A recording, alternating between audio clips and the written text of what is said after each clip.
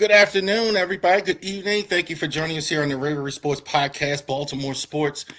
Thank you. Like and subscribe to all of our social media content here as well. So we appreciate all of you for watching. Now we're over at 200 at all of our platforms. So we appreciate all the efforts as well. Those of you in Winchester, if you know, you know. Winchester, Genesis Notary Services. Thank all of you out there. I get bookings all the time. I get people wanting to speak to us all the time and help us with their notary needs. So we appreciate that. Harris Legal Shield. If you need legal help, definitely, I implore all of you. Legal Shield is a great value or something like that. Definitely go to Harris Legal Shield, our Facebook page, and go ahead and get help with that. And also to Instant Reaction MLB Draft is coming in July. So definitely check that out as well. I told y'all weren't ready. I told you. So here he is. I wasn't ready for that slow jam we had coming in. I saw you. You kind of liked the song there. Go ahead. There's two things that struck me about the intro. First of all, I'm an idiot because I'm like, Ravori, like, is that like a corporate? Is that like a Ravori? And then Ravens comes across the screen and like it clicked for me. I'm like, oh, Ravens and Orioles. Because like my first question for you is going to be like, who's Ravori? Like, is he the money man behind this, or like is Ravori Sports like this up and coming sports company that I need to get with? And then I'm like, oh, I like this jam. And then I'm like, oh, I just cracked the code for Ravori, so I don't need to ask Charles about Ravori. Just duh. Now I figured it out. I think everybody does that too. Everybody does. They can't put two and two together like until they actually see a little better. Because I was like, Ravori. Is that an Italian company? Like, should I know who they are? Yeah. Then the Terps came across, and then it threw me for a second. I'm like, no, it's got to be Ravens Orioles. That's exactly right. Terps also too. We talk Terps here as well when we get a chance. So everybody, this guy obviously needs no introduction. This is Jason Canfora. This is the bad boy of Baltimore radio. We talked about him. Current NFL insider, has actually taken the time to sit down and talk with us. So thank you, Jason, for taking the time here on Saturday and going over this. I have been watching your new content. Let's get straight into the draft and everything like that. You seem to be more of a fan of it than I was in general. Ravens, Eric DaCosta, this is his thing. This is his muse. This is what he does, is the draft. For once, I think this was the first draft I didn't like. Tell the fans out there, what do you think of what the Ravens did in the draft? I mean, I gave it a grade at WTF. Like, I'm not going to sit here and do letters. You know what I mean? And that doesn't make sense. I kind of tried to look at the strategy and say, does it all compute?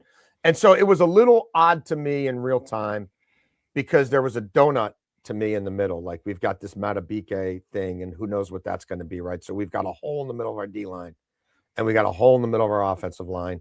And they took a guy at 14 who we all thought they'd take if he was there, especially if he was there and Proctor wasn't there. So I get it, but I'm kind of like, I don't know that doubling down on receiver and doubling down on tight end and not using those 8 picks in 5 rounds to double down on O-line and D-line. Like, I don't know if that draft capital, if that math is going to math for me. But then, so that's immediate reaction. And then you talk to general managers, you talk to people who've scouted these kids individually. Everybody who's paid any attention to Rayshon Benny loves him. So I'm like, all right, that might be a steal at D tackle. And I'm like, well, then I write at Ravens on SI, you better sign Calais Campbell or Daquan Jones, and you better do it this week. You better do it in the next 72 hours. And then they do it 24 hours later. So it's like, okay, feel a little better about that. And now the center thing, they're at least acknowledging that, like, yeah, we got it. Like, now I guess Eric's saying he might trade for one. Like, they've got, and they better address that like ASAP. But, I feel like Vega's going to fit immediately. Vega's probably, I don't know, he might be one of the 6 best players on this team. If you look at young, healthy, blue chip talent, like I think, even though he's just a guard, I think it's a big deal. I think one of these receivers will help more than the other. I think it's probably Surratt, the second one. I'm not buying the tight end room, honestly, right now still. I don't think there's a likely replacement on this roster. But all in all, like, I think in general, they deserve the benefit of the doubt. The one that I'm most skeptical on is that Zion Young is a pass rusher. because they've done this. Like they do this every year between 25 and 90, and none of them have gotten a second contract. Like, do I think he'll be a useful player for them? Absolutely. Will he make Hendrickson somebody that can get off his feet on early downs? And that's great. Do I think he's like, does it slide Mike Green into the role he should be in? Less is more, designated pass rusher. Yeah, it does all those things. But I think Eli Stowers has a chance to be a thing for the Eagles and unlock their downfield passing game right away as a big slot. And I think the Ravens, Declan Doyle needs all the help he can get. So, like, that's one where I'm going to look back. But, like, who knows? Like, even Vega or Bain, I don't know. Stowers or Young, I don't know. Lane or Dominique Orange, I think I know that one. I think it's Dominique Orange because I think the second receiver they got is probably going to make more of an impact than the first. But using all 11 picks, I could have, I would have liked to see them be a little more calculated with that and move around a little more than they did. But who knows, man? I have, this is why, and you mentioned the 11 picks. This is why I've had more of a problem with the no center. To me, that's crazy. I don't know why people are going past that. That's a big deal. You have no idea who could play center. You, Corey Bullock, you have no idea. Penner, you have no idea. Wynn, you have no idea. And you drafted somebody in the 7th round. Why would you pass with 11 picks a chance to move up or even take them in the 2nd round, a center? So Linderbaum was too expensive, right? You're saying that's what you said. You're too expensive. Yeah. Couldn't do the 5th-year option. Couldn't franchise him. Couldn't, too rich for the blood. He leaves, and now you're like, well, we couldn't. This is the concern for me. Is this is kind of what we saw for years of wide receiver. They kind of said the same things all the time. Well, okay, well, we can't get these receiver prices. They want too much. The draft is too much. Blah blah blah. They hold on to the value thing to the point of they'll leave a hole. Yeah, that's what always bugs me. The players that they drafted are for the most part fine. I think Lane was maybe a little high, but I think it'll be okay. I think, but well, go ahead. I'm sorry, you were going to say something. Oh no. I mean, the center thing is a big deal. It's why, again, like Zion Young's got to be like, he's got to be a thing. Like, I think he's probably got to be more than a guy who sets the edge and looks okay on first down. Because, they left a hole short and long term at center, and I think they'll fill it short term. I don't know about long term. Even the other guard spot, like that's still just kind of being held together. That's a stopgap. I don't like their depth at anywhere on the offensive line.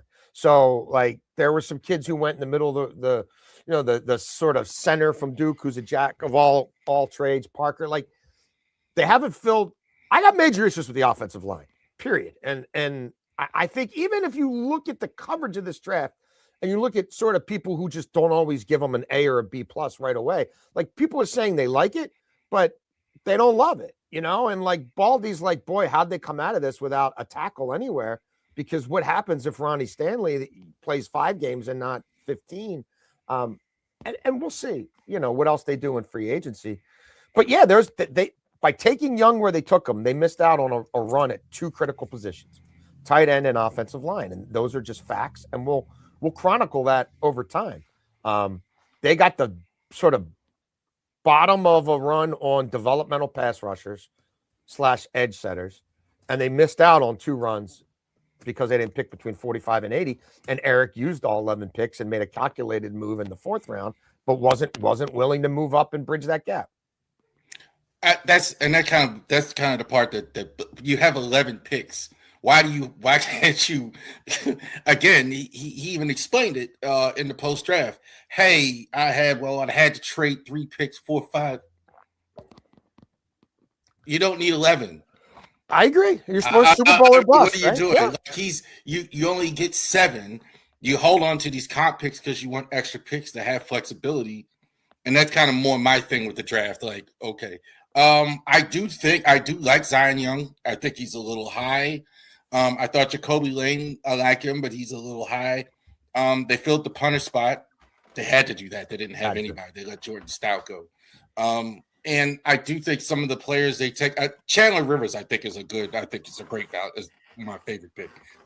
He's kind of what you're seeing in the league now. Speed, Yeah. Undersized but tough, right? Kind of like Upton, Kobe Bryant, guys like that. They're undersized, but they don't play like it. Well, yeah, I mean, they're putting so many athletes on offense in the slot now with two-way goes, and a lot of them are smaller and twitchy. So I'm sure they look at this and they probably saw some Tavon Young from back in the day. Like, they're going to – I mean, corner's another area where I still – again, if you're telling me they're winning a Lombardi trophy, I don't feel great about corner. I think Marlon's got to be in the slot, and I think Marlon probably will be in the slot, but that means we're going to ask a lot of, Awuzie. So, but yeah, I mean, look, them taking corners in that part of the draft, I'm willing to give them the benefit of the doubt on. I've seen the success. Like even the tight end thing, one of them will probably be better than we thought. It'll probably be the second one. But it's at the expense of some other things. And where I'm not willing to give them the benefit of the doubt, because I can go back to Jalen Ferguson and chronicle it, is Zion Young as a pass rusher. Now, you're going to tell me Jesse Minter unlocked Owe and he can unlock him? Okay. Like, I'm willing to entertain that notion. But, like, I don't think Chuck Smith is terrible at what he does. I just don't. You know what I mean? Like, and neither do people in the league. And, like, Wink couldn't really do it, right? And McDonald, when he was here, like, it was scheme, but they didn't have an individual. Like, okay, maybe Matabike. But I'm talking about on the edge. So we'll see. I tend to think that kind of data matters. And this has been a blind spot for them. So. What do you think of Jesse Minter? We all know how you felt. You were pretty hard on John Harbaugh. A lot of fans towards the end, especially, were hard on Harbaugh. It was time. So what are your thoughts here, seeing what you see of Minter? I have noticed it seems like it's a little bit more of Eric DeCosta now. Well, he's here at the start. Him. He put the staff together. Like he put the staff. He went from a coach who had a lot of jam to a coach who's coming in, never done anything before.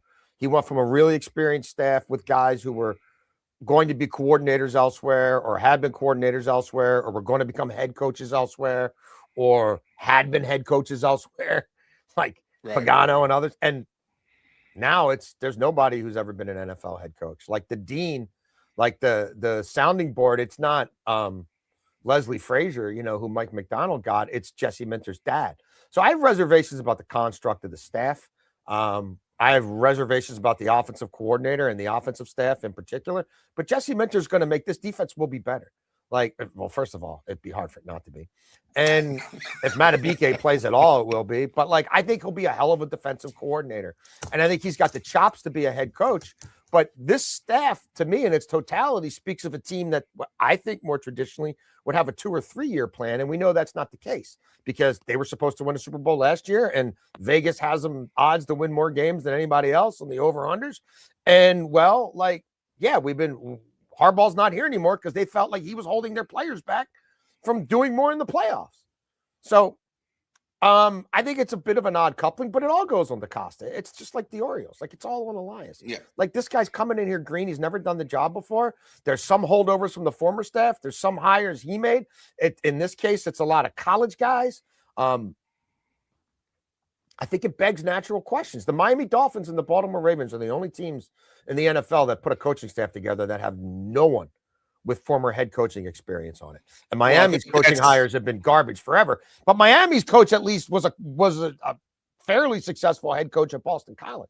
So I don't know that I want to be grouping. And I think Hafley's going to be good. And I love Miami's general manager. But, like, I don't know that that's the terrain I'd want to be in, trying to win a Super Bowl with a rookie head coach. And I've also got a staff that skews inexperienced / college / cheap. But that's what they did. I think all coaches are not going to do that. When you have that, some guys are having, like, it's easy for John Harbaugh, just use him for example, to hire a veteran head coach when he's been there for 18, 16, 15 years. There's no threat to him. A guy like a Jesse Minter, not saying he's insecure or anything like that, but he doesn't necessarily, he has to be seen as the head coach. So I think that's intentional, hiring a younger, the youngest OC I can ever think of. 29 years old. 30. Just turned 30. Same age as the quarterback. So I do think that was intentional as well. But I do think they think he's somewhat like Harbaugh. I think that's what they think they have. I think Jesse Minter has a really good chance to grow into being a really successful head coach. I think they've set themselves up. I think that learning curve is a little steeper than it necessarily needed to be, given the construct of the staff. But we'll see. But I mean, I get everything about why they were only going to hire him. So, like, I get it. Nothing they did surprised me in the least. I was talking about it in November. But that doesn't mean that it didn't have to be that extreme. And it doesn't mean that they couldn't have massaged it a little more than they did. It also doesn't mean it's going to work year one, but I hear you. This is not your normal. This job opens up once every 15 years. You know what I mean? Where are the Ravens in the North? And things like that. Came in second, field goal. We all know the story. Tyler Loop hits the field goal. They win the North. But they didn't. They go home. Cincinnati did some things in the offseason. The Steelers are still around. They made a coaching change. It's for me, I'm having a harder time kind of deciphering where these teams are this offseason because of the last offseason as well. So, except for the Browns, obviously, which is, that's still a mess. But what do you think of the North and where the Ravens are right now? Are they still – I think they've dropped out of the elite for me, at least right now. Well, I think there's a lot of questions that some need to be answered by the front office and some are going to have to be answered by the coaching staff. And we won't know the answers to some of the ones of the coaching staff until October or November because it's a brand new thing. And it's a lot of guys doing things they haven't done before and doing it in a place they haven't done it before and with people they haven't done it with. So I think Cincinnati closed the gap considerably. And there's everybody I talk to in the league believes that. Dexter Lawrence that's a big deal. I mean, that's when he brings it, and he brings it more often than not. I think the narrative about him in New York and taking stuff off. I mean, that's been such a horrible franchise for so long. Like, hey, I got news for you. Trey Hendrickson didn't want to play a lot of football for the Cincinnati Bengals the last couple of years and found all kinds of reasons not to play for the Cincinnati Bengals, right? And and then he goes to Baltimore and nobody's saying that, oh, well, that's crazy. So, like, I think Dexter Lawrence is a game changer. I think Dexter Lawrence, all of a sudden, some of their young edge players are going to be better. Everybody I talk to likes their draft. We know what they can do offensively. They've developed what's an above average offensive line. If Burrow stays healthy, they're going to hang 35 on a lot of people. And I think the defense now should be able to hold you to 27 or 28. And if they do that, that maths for them. So I think, Cincinnati and Baltimore are clustered in one. And then the two teams that don't have quarterbacks, I can't really take seriously. Pittsburgh will probably mess around and win between 8 and 10 games because it's just what they do. But they don't have playoff. I'm assuming Aaron Rodgers will be there. I don't know what Aaron this is that he's doing, but I'm assuming that Aaron Rodgers is going to be their guy in 20. That's kind of how I look at the Steelers, unless and even if he's not, them seem to believe that Will Howard is a good player. Well, I think they defend him alive. I don't know why. Make him a player, but I mean, look, whether it's Aaron Rodgers or if Aaron Rodgers says I'm done and they trade for Jacoby Brissett, who I think is better than Aaron Rodgers, like that's the time. I mean, it's going to be a get me over quarterback one way or the other because the kid they just drafted is going to need time to develop and Howard's not ready either. So yeah, if you factor in that level of quarterbacking, again, I think, and the defense stays relatively healthy, like they're not going to be terrible. But they're not going to be a team that you think could win a playoff game, let alone multiple playoff games in a way that I think you'd have to look at a healthy Joe Burrow in January in the playoffs with a better defense is saying he's got a chance. And then obviously the Browns that's just an endless reboot and they want to, force this Watson thing. And so they're just not a serious organization. I like their draft. I think they've got some smart people in that building, but the owner matters more than anything else. And that owner is way too involved. One more thing, Ravens, before we go to somewhere else here. Max Crosby situation. What do you think about what happened there? I know they went and got Trey Hendrickson. What you've heard, I know you hear more things than most of us as far as the NFL. Was this really what they said, the medical, or was it the Hendrickson thing that caused it? Kind of thinking it's Henderson, but go ahead. It's both. I mean, Henderson's still there, so they've got an out. And then, hey, we can really dig in on this thing. And if we just aren't 1,000%, the guy just had a surgery. Everybody knew the procedure. Like they knew what they were getting into. Talked to other general managers who were in this thing. Like, they didn't make a push to look at him beforehand. The Raiders are complicit in this as well to a degree. They should have forced the issue medically, in that period of time between when they're agreeing to terms and to when he actually gets in the building. That we have ways now to fly. We've got private planes. We've got billionaires. Like, you could get your doctors to him. The Raiders should have given them a window and expedited things, and they didn't. And the Ravens took advantage of it because Trey had a soft market. The idea that they were ever going to sign both of them is the most ridiculous thing I've ever heard in my life. And the idea that they thought, that they didn't think that there was going to be projection and concern with a guy who still wasn't fully cleared from a surgery. In the end, do I think that they got the math right in the end? I think they did. And that doesn't mean that I think Hendrickson's going to be what Max Crosby is or even close to it. But Hendrickson, with a Zion Young, with a Mike Green maybe coming along a little bit, now with a Calais Campbell in the building, I look at that defensive front, and now with Matabike maybe coming back, yes, but he's 31. He brings injury concerns as well, and he's not an every down defender at this stage of his career, and he wasn't a great every down defender. Sorry, he's a pass rusher, and they need a closer, and he's been a closer. So I think the maths for them in the end. But they took advantage of some market forces, and they should have. But I mean, nobody's buying what they were selling about. But do you think the trade would have went through had it not been for Henderson? Because I think that was factored. Yes, no. I think because of it, the deal didn't look so good anymore when they could just say, okay, let's keep this pick and go. Oh yeah, they had a fallback plan. They get gouged more in free agency. The league is like, wow, the Ravens are really trading 2-1s for Crosby off of surgery? Like, are they sure? And then Hendrickson's sitting out there and he wants to come here because he's got a thing for Mike Brown and the money's less than you thought it was going to be. And boy, we could really use those picks back now, boss. Like, I think it's a confluence of events that ultimately led them to what I think was a sounder decision. But no, I'm not buying their Monday morning quarterbacking of it. Okay. All right, so thanks for that. Let's go. Let's talk Orioles here because we are in baseball season. We're about a month in. We're doing this on May 2nd. Orioles didn't look like the same. They belonged on the same field with the Yankees last night. I mean, it just didn't look like they didn't look like they belonged in the same field with the Guardians. They didn't look like they belonged in the same field with the Red Sox, who were going to fire their skipper no matter what happened, even if they won 17-1. Right. So I don't even think it's about the Yankees. They've played a soft schedule, and except for a couple of games at home, they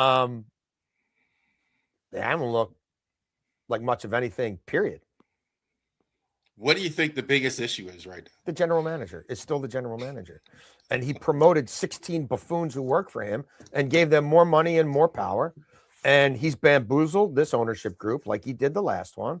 And he's the systemic rot that will prevent them from ever being close to what they could be.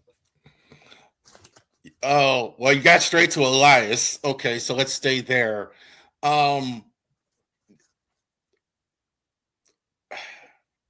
Elias, I've had my questions about Elias myself because he's very political. I don't know if you've ever interviewed him. I've talked to him, texted him. Oh, yeah. I've never had a bad personal interaction with him. I just stopped taking him seriously at the 2023 trade deadline. And by the 2024 trade deadline, if you knew anything about baseball and you cared about this team, you would have started to say the emperor has no clothes. And then since then, it's just been a free fall. The team hasn't, a lot of fans are getting restless now because no longer you have this minor league system, right? These guys are up. Your minor league system is pretty much cleaned out. You got one top 100 prospect, Nate George. A lot of these guys that are up haven't performed. Frederick's great, but they're all a few years away. I can't wait to get the new ballpark in Frederick. I like that roster. I like that team. I like checking them out on MILB TV. But Bowie, not much. And AAA is their AAA team is what most AAA teams look like, not the Norfolk team from 3 years ago that had a bunch of 20-year-olds on it. injuries again are a thing though too. Like we're seeing a ridiculous amount. No Trevor Rogers, no D. Kramer, Zach Eflin. You got guys, Ron Housey again yesterday, DL, things like that. So I think that factors in as well. Why are we seeing so many injuries? I think baseball, like on this team in particular, it's just bad luck or good fortune. Well, I think I saw more teams than not have at least 8 people on the IL. I mean, pitching's a problem everywhere. That's why you have to know how to evaluate it. You have to know how to develop it, and you have to be willing to pay for it. He doesn't do any of those things. So, I mean, why is Sagano pitching in Coors Field, a guy who threw meatballs here? How is he in Coors Field and he looks twice as good as he ever did here? How's that possible?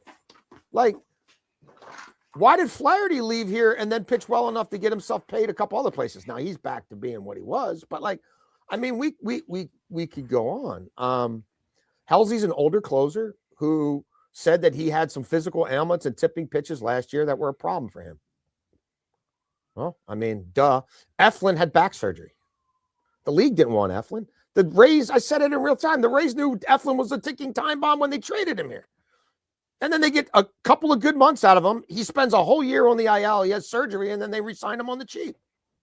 I mean, I'm supposed to be shocked that he's hurt. I mean, Rogers, they're saying he's got the flu. So, I mean, what the hell? What are you going to do about that? I mean, so. Well, Rogers, it'd only be a couple of days from what we're hearing that Rogers would only. So, I mean, that's a different thing. I mean, like, he signs older guys. He signs them on the cheap. He's always looking for value. So I don't know why. He fired a trainer who was here for 40 years who everybody loved, never gave an explanation, never gave a press release, never forced to explain what this new regime could do in terms of rest and rehab and recovery. No one's come off a major pitching surgery and been the same. No one. Not John Means. Whatever happened to Grayson. Let him throw 90, 89 in a spring training game in Fort Myers, and your skipper's not there to see it for himself. The Grayson situation. That's a professional organization. That's not Bush League. Radish, John Means. Like, who comes back from Tommy John on a normal schedule around here? What did they do to Tyler Wells? Yo-yoing him. And I mean, like, so no, this isn't bad luck. This isn't, the roll of the dice. You set the odds with how you set that crap sport up. Right. He's always taking chances. He's always risky. Like, oh yeah, well, we've got 7 or 8 guys. Yeah, but I can give you Rogers was never going to be that good again. Eflin, counting on Eflin and bringing him back was stupid. Said it in real time. Like, Bassett looked pretty good with Toronto last year. I get it. Mm-hmm. But when you sign 35-year-old pitchers, usually you do it a year or two too late. Like, I didn't like the Halsey thing. I'm like he's a 2-pitch guy. The league killed his fastball. Like, I don't think his command's what it was. Like, he's been pretty good. Am I shocked that he's on the IL? No. Like, was I shocked that Kimbrel didn't work out? Like, these are all, like, was I shocked that Cole Irvin didn't work out? Well, I gave him the benefit of that on that one. But, I mean, we can go through. Gibson the second time. Sagano. Like, Lyles. Like, what? Charlie Morton. Let me push back a little bit. So the Orioles, you think it's a case of a team that could not afford? Do I think that they cannot afford whatever? Because this is what's happening in baseball right now. So you signed Samuel Basallo early, right? We don't know for sure if he's any good. If you wait to sign Samuel Basallo till he's an all-star and all that, then he signs with Scott Boras and then you can't sign him. Same with Shane Bass's contract. So that's kind of a thing a little bit that's going on. Are you convinced that they have the money that the Yankees have, or et cetera? I mean, take the Yankees out of it. I mean, do they, like, Cleveland signed Ramirez? Like, do they, I mean, like, I'm old enough to remember Kristen Yelich getting a deal in Milwaukee. Like, I'm not saying the Yankees. And no, this guy bought the Magna Carta for $20 million. He sold a ski chalet in Aspen for $20 million. Like, I think he's got it. I think he's got a general manager who convinces him it's better in your pocket. Let them upgrade the stadium for us. Let me run this like a business boss, and you'll be fine. You'll be happy. We'll be in the mix. And when you're in the mix, if the baseball gods smile on us, they do. And if they don't, they don't. Like, I mean, I don't think you got to be a genius to look at what they do. And why they do it. So like the Basayo thing's great, but like that should have happened with Gunnar Henderson. There should have been more of an effort with Gunnar Henderson. And if you're telling me, oh, they were going to sell the team. Well, if you have Gunnar Henderson signed to a below market value contract, you're going to tell me that doesn't help Angelo sell the team. Like that's not an asset that you now can say we've got for 10 years at this fixed price point versus we got him arbitration eligible for 4 more years and then he's gone. Well, like Angelo's, he didn't have the money to do anything. He wasn't interested in. He couldn't have done a Gunnar deal like what Connor Griffin just got. No, I think he could have. I don't think general manager wasn't pushing for it. He wasn't interested in spending any either. Angelo's wasn't either at all. Like he didn't have like the whole Masson contract thing tells you like they didn't want the kind of deal, the Wander Franco deal, those kind of deals. They absolutely could have done. They absolutely could have done. Now it would have taken the general manager to really make it his priority and work it and work it and work it. But yeah, a Basayo deal in present day money 4 years ago for Gunnar when he's called up in Cleveland. Of course, yeah, you could have. It's the Pirates just did it with Connor Griffin. Right. So, I mean, I don't think it's about like money's a convenient excuse for him. Finishing second, he just wants to be close enough. It's the same thing in the negotiations. Oh, well, we were around Corbin Burns. Oh, well, we were around Fromber. We were in the mix. Like that's his whole MO. That's his brand. And he's a charlatan, and they're going nowhere with him pulling the strings. I mean, it's a horse. It is a terrible baseball product 3 to 4 days a week. It just is, and it just has been. Their player development system sucks. I said years ago, you better figure out where guys fit in the major league level, and you better let them play thousands of innings at that position. Don't move them all over the place. They keep doing it. Some of your starting pitchers better throw into the 7th inning in the minors a few times before you ask them to do it for the first time at Yankee Stadium with a season on the line. But there's no checks and balances there. He's such a genius. They didn't bring anybody in from the outside. I promote 16 people. I create a GM position that I'm not even going to fill. Is he making the lineup card? Is he making the lineup? He's involved in everything. He's involved in everything. Like everything is on his resume and record. He picked a guy who came out and meekly deferred to him about anything baseball related at the press conference. So, I mean, it's all on Mike Elias. Period. Well, point blank. End of discussion. Why is half this coaching staff that couldn't do anything on the hitting side or the pitching side still being employed? Mike Elias. Craig Abanez flat out said he doesn't pick the roster. He said that in spring. He actually said it out loud. He's doing whatever Mike wants him to do. He was picked because, unlike Joe Girardi or unlike Buck Showalter, he's going to do whatever Mike Elias wants to do. It's job requirement number one. Right. He's not.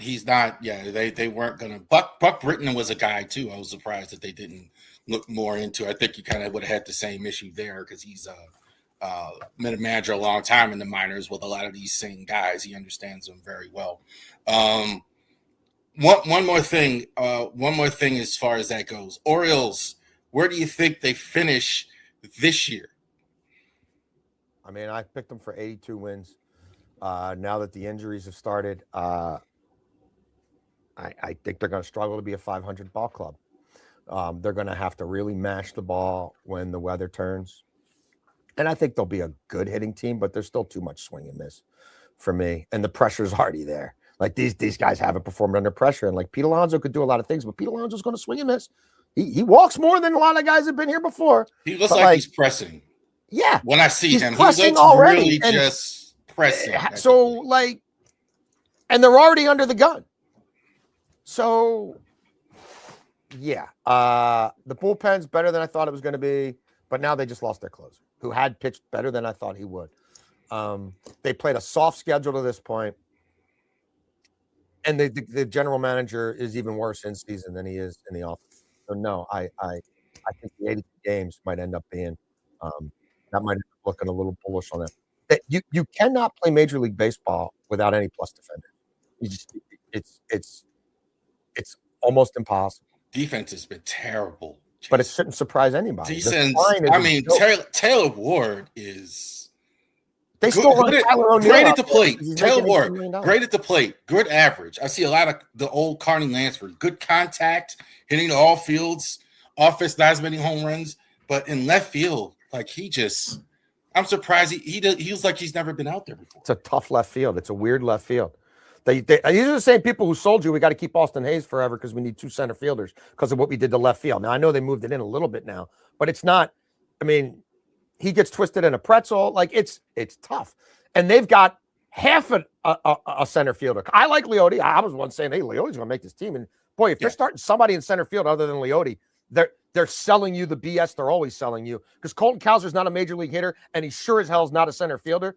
And he's not nearly plus enough to overcome what you'd have to be living with defensively. I'm on the record before the season started saying Enrique Bradfield would make more sense on this team than Colton Cowser, because that's a Gold Glove defender. Now he's not going to hit either. Yeah, he's not hitting. And he might become a player. Like, look, it was a Frankenstein roster again, and this guy has no clue what he's doing, and he's got no one forcing him to change or adjust or evolve, and so you get what you get, which is going to be, if they hit 4 home runs tonight and they do it the next night and the next night, then they might win that series. And even if they do that, they still might not win that series.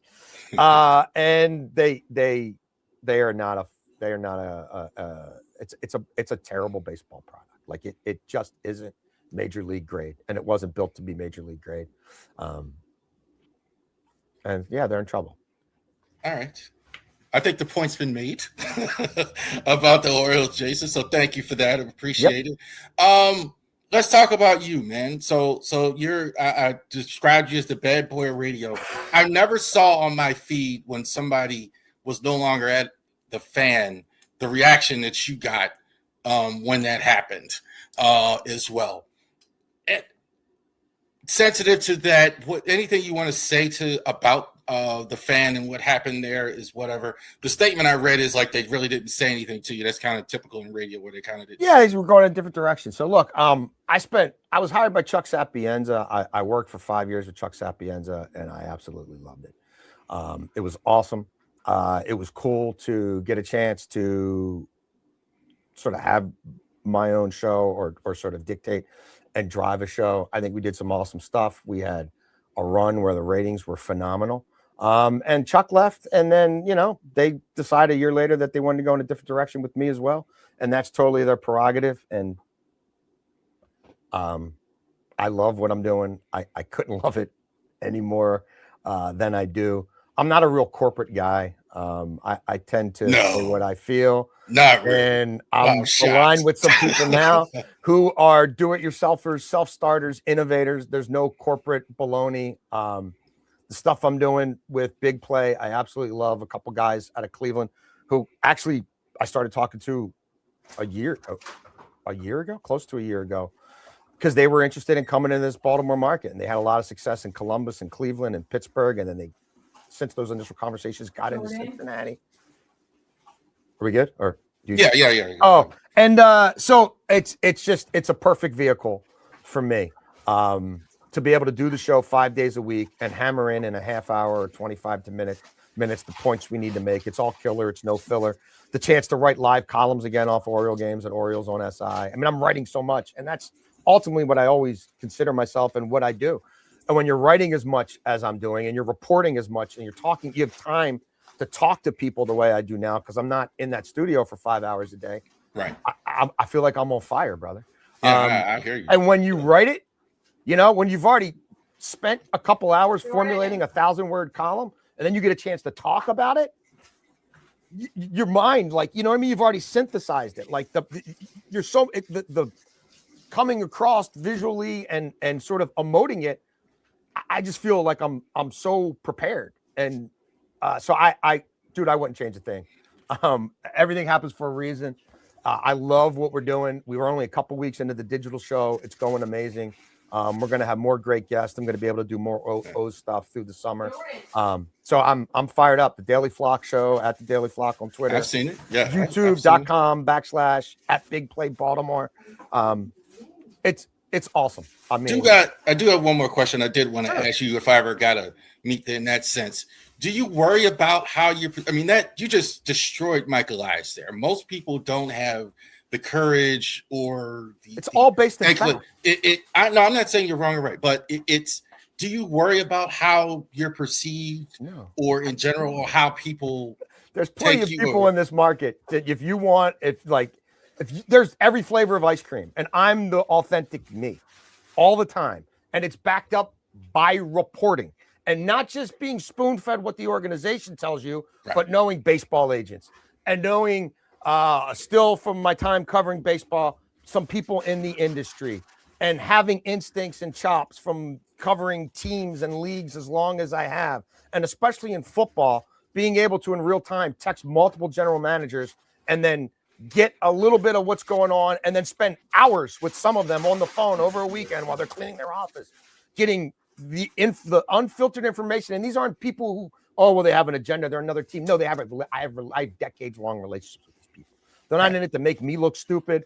They're basically helping me, and by helping me, they're allowing me to have this conduit to give you unfiltered, true, real takes on what's happening in real time and how it projects. And so, like, no, man, I'm not going off the cuff. I'm not sitting there, staring at boobs on Instagram and hey this and hey that. I'm not telling fart jokes. You know what I mean? Like, I'm locked in, and I'm more locked in than ever on these teams. So, like, what I'm saying is backed up in reality, and it's and again, bad boy radio. Like, again, if that counts, then I think that's not what anybody else said. That's what I mean. Like, let's think about that, because, like, again, I've been all over the country. I've been on radio stations all over the country. I've done national radio. Like, and for these teams, especially last year, to be the biggest underachiever in the NFL, no argument to be made there. A historically significant underachiever. And the baseball team to bottom out even more, and to be backed by facts and educated opinion, including people in those buildings as well, who know that, man, what we're doing, if we keep doing it, ain't going to change, ain't going to get better. Like, we're not going down the right road. I gotta be me. Where does your love of passion of sports come from? That's another one. Like, you've been life. For me, like, I don't think I know how to do anything, or like, you ever see like Cobra Kai? The guy, what was it, Johnny? He's like just sitting around as a bum. He started the dojo. What else did he know how to do? Right. That's kind of what it is for me. So where does your love come from of the game? I just love playing sports and watching sports all my life. Like, I think it was just innately in me. I grew up across the street from Patterson Park. We had, that's all. I mean, that's all we needed. I mean, anything we wanted was there. We got football goalposts. We got soccer goals. We got, we got home plate. We got baseball diamonds. Like, we got tennis courts. And so that was it. Morning, noon, and night. We were there. Like, Saturday morning, walk up the street, go to my cousin Todd's house, watch the baseball bunch, watch This Week in Baseball, play wiffle ball in the alley, and then go play gully ball in the park, and then go play hardball in the park. And, if it's soccer season, soccer. So, like, I don't know, man. It was just, like, always a passion. And I knew I wasn't going to be good enough to do it at a very high level, but I knew I wanted to be around it. And I loved reading the papers. And, like, it was awesome when Baltimore was a multi, newspaper town. And I mean, it sort of is now, but newspapers are just so different. So, yeah, always wanted to read about sports, always wanted to watch sports. What do you think of the banner, since you mentioned that? And I wasn't going to ask that. Awesome. What do you think? I think the banner is really doing a great job. It's awesome. I mean, I champion, what they're doing and what they believe in, Ted Ventrullis all the way down. It's good to have success stories and feel good stories in the media these days, and especially local media. And that's one. So, yeah, I've been a fan since day one. So what is it like being an NFL insider? In terms I'm not of that, really that anymore. You know what I mean? Like, I haven't had to, like, the instant, like, constantly flooding Twitter with this transaction and, like, begging an agent to give me this first, or making sure I'm on people's text streams. Like, I haven't lived that life in a while, and I would never go back. And it really, like, I'm shocked I did it as long as I did it. Chris Broussard kind of said the same thing, like, going down that path at the NBA. It's like a no sleep life.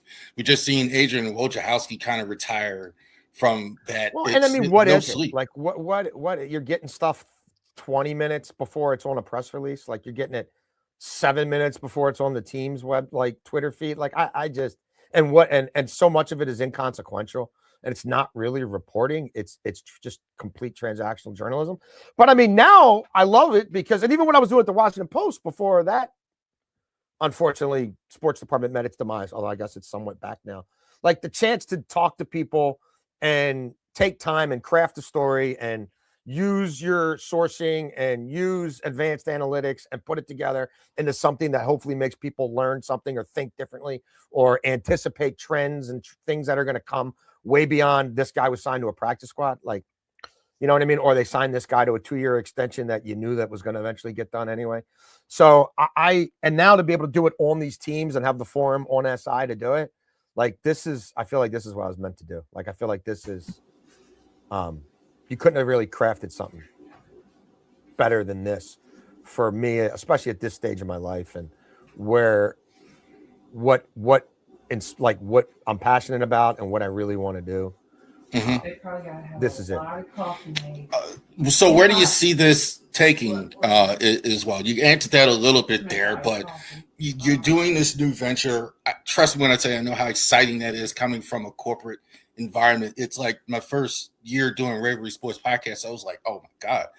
I never got farther than really a radio intern. You know, I was just doing copy, now I'm like deciding everything for that. Yeah. So what's it like for you now actually being in the corporate space at the highest levels of television and radio? Now you're creating your own everything. Or how's that?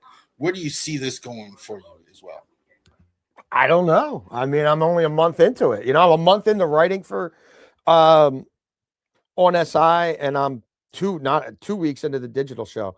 So I mean, I have a lot of ideas, but like I haven't even had like like on Monday, I've got a big Zoom with Bigplay, you know what I mean? To start looking over numbers and figuring out strategy. So I really don't know, Charles.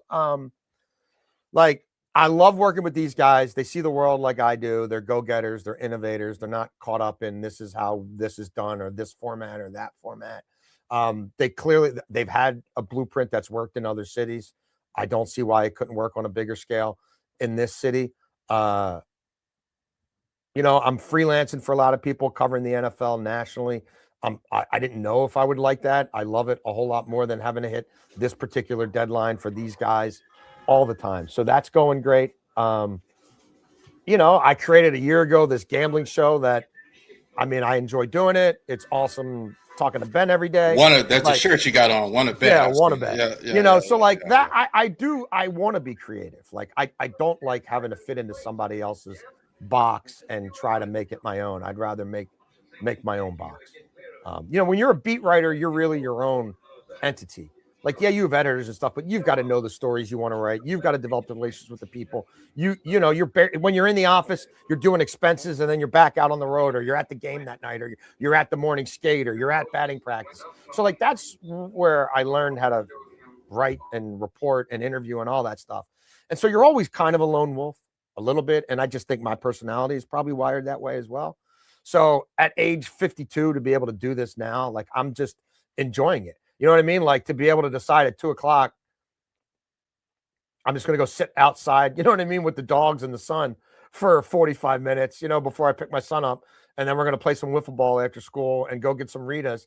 And I can do, you know, a couple hours of writing and reporting while he's asleep or whatever. Like, it's just, you know, we're down to 1 in the house. We're getting a little closer to empty nesters than I probably would want to actually get my head around. So I don't know, man. I'm just relishing this. Like, and I feel so energized, and not having, you know, PR people in corporate suits and people halfway across the country, you know what I mean? Breathing down my neck or worrying about, oh, what if he tweets this? What if he tweets that? God forbid he tells the truth. Like, I'm just I feel so unburdened by that. You know what I mean? And like, I'm just loving it, brother. I don't know what else to say. Would you go back if they were off, if the right offer was to come to even despite of what you just said, but things like that, I think a lot of us, like in social media and everything, kind of struggle with that. Would it be something that you would do you want to, you don't want to disqualify yourself from that, right? Can you hear me? I don't. I mean, I Do I see myself doing 4 hours of terrestrial radio for anybody ever again? In that format, no. Now, like in a different entity, like WTMD, doing a sports radio show, maybe like not 4 hours, but like it also incorporates music, like to where I'm like, I like, now let's create our own thing that's sports and music and it's different and it's also cultural and it's whatever, something like that. That might be my kind of jam. But like, that's sort of where my headspace is now. Like I going into a preordained radio format, I don't know that would interest me. I mean, who knows? You know what I mean? Like right place, right market, maybe. But that I'm more interested in this sort of digital thing and then creating something different. That is my own show, my sort of creation, and would it definitely heavily involve like music. I wasn't expecting you to say that about the music. I haven't heard you talk about that or anything like that. What type of music do you like there? What would you say? We're about the same age, so maybe we got some of the same. The best of any genre, any and every genre. Eminem guy. I don't know if Eminem would work on the radio nowadays. Like for me, no, I mean you kind of like the song in the intro when we came in, so a little neo. Yeah.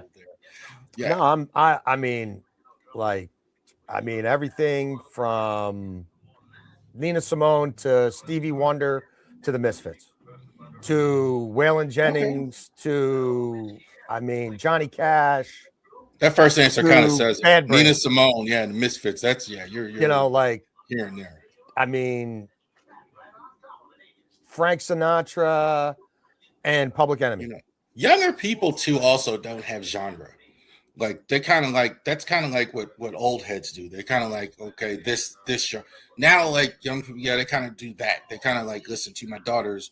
Doesn't really matter the genre of music that they listen to. They're that's not great. One or the other. Yeah, I'm all for it.